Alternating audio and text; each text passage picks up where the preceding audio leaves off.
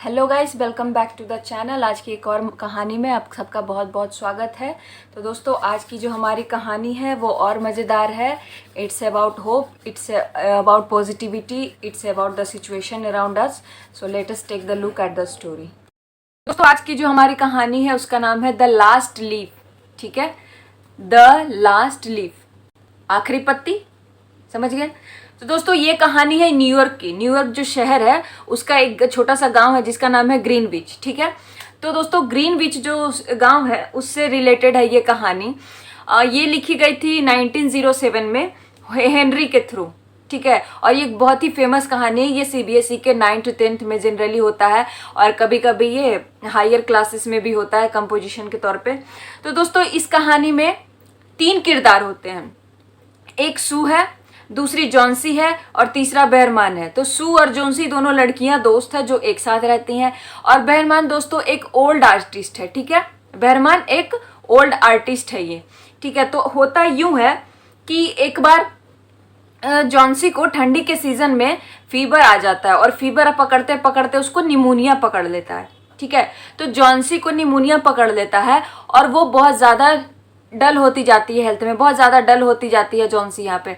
तो उसके बाद क्या होता है कि वो उसके घर से बाहर खिड़की जो होती है वहां से एक पेड़ दिखता है। ठीक है, और उस पेड़ की पत्तियां धीरे धीरे झड़ती जाती है। डेली 1-2 पत्तियां, जैसे वो पेड़ सूख रहा होता है और उसकी पत्तियां भी धीरे धीरे झड़ रही होती है। वो चीज़ जॉन्सी डेली अपने बेड पे से देखती है। ठीक है, जॉन्सी डेली ये चीज़ अपने बेड पे से देख रही होती है। तो जॉन्सी ये अपने खिड़की से डेली देखती है कि वह पेड़ से डेली पत्तियां झड़ रही होती है। तो उस पेड़ में और जैसे जैसे पत्तियां झड़ रही होती वैसे वैसे ही इसकी हेल्थ भी डल होते जाती है।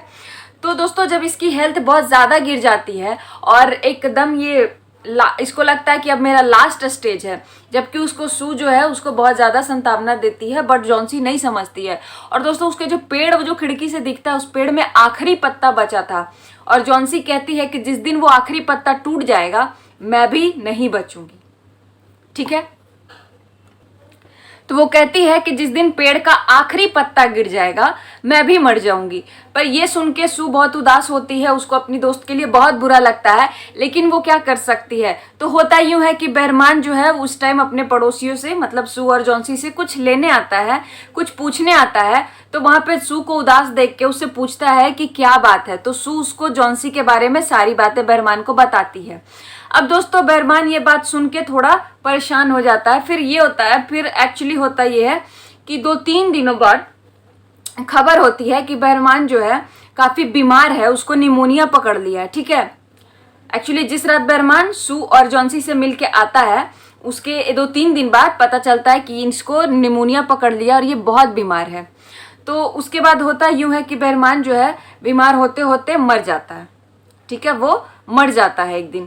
अब कुछ दिनों बाद भी वो पेड़ का आखिरी पत्ता, दोस्तों सारे पत्ते झड़ गए लेकिन बड़ा से बड़ा तूफान आता है, लेकिन इस पेड़ का जो आखिरी पत्ता है वो झड़ नहीं रहा है। तो उसके बारे में सू पता करना चाहती है आखिर ये पत्ता क्यों नहीं झड़ रहा। और जैसे पत्ता नहीं झड़ता वैसे ही जॉन्सी भी जिंदा है, क्योंकि इसको लगता है कि इसकी वजह से इस पेड़ के जो पत्ते झड़ेंगे उसी के साथ मेरी मौत होगी। लेकिन पेड़ के पत्ते नहीं झड़ रहे तो जॉन्सी भी जिंदा है, क्योंकि उसमें जीने की होप आ रही है। इस पेड़ की पत्ती की वजह से इसमें भी जीने की होप आ रही है। ठीक है, तो अब क्या होता है कि एक दिन जब ये बहरमान मर जाता है निमोनिया से, तब सू जो है पता करती है। तो उसको पता चलता है कि जिस रात तूफान आया था, जिस रात ये लोग से मिल के आया था और जिस रात तूफान आया था उसी रात बहरमान को इस पेड़ पर कुछ पेंटिंग करते देखा गया था। ठीक है, इस पेड़ पे कुछ पेंटिंग करते देखा गया था। वो पेंटिंग क्या था दोस्तों, बहरमान ने उस पेड़ पर आखिरी पत्ता बना दिया था। ठीक है, इस पेड़ पर आखिरी पत्ता वो पेंट करके चला गया था और उसी रात बारिश और तूफान में भीगने की वजह से उसको निमोनिया पकड़ा और उसकी मौत हो गई। अब उसने ये पत्ता बना दिया तो ऐसा बनाया था कि अब कितनी भी बारिशें हो, कितना भी तूफान आए, वो पत्ता नहीं झरेगा। और अगर वो पत्ता नहीं झरेगा तो जॉन्सी की उम्मीद नहीं टूटेगी और जब तक उसकी उम्मीदें रहेगी तब तक जॉन्सी जिंदा रहेगी। तो इस चक्कर में बहरमान ने अपनी लाइफ सेक्रीफाइस कर दी, पर जॉन्सी की जान इससे बच गई। तो दोस्तों, कहानी यही ख़त्म होती है।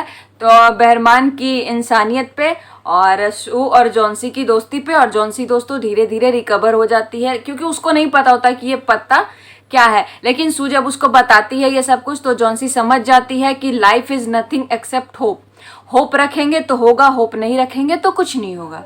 ठीक है, तो हमको इस कहानी से यही सीखने को मिलती है दोस्तों कि हमारी ज़िंदगी में अगर होप है, पॉजिटिविटी है तो सब पॉजिटिव होगा। अगर हम जैसा जैसा अगर हमारे माइंड में कुछ निगेटिव थिंकिंग आएगी तो डेफिनेटली हमारा कदम भी निगेटिव की तरफ आएगा। अगर हम थोड़ा बहुत गलत सोचेंगे तो हम गलत की तरफ जाएंगे ना। तो इसीलिए जॉन्सी को पॉजिटिव थिंकिंग आती, समझ जाती है कि जैसे जब जब पॉजिटिव थिंकिंग हमारे माइंड में आएगी, जब जब होप होगा तब तक हमारे साथ पॉजिटिव होगा।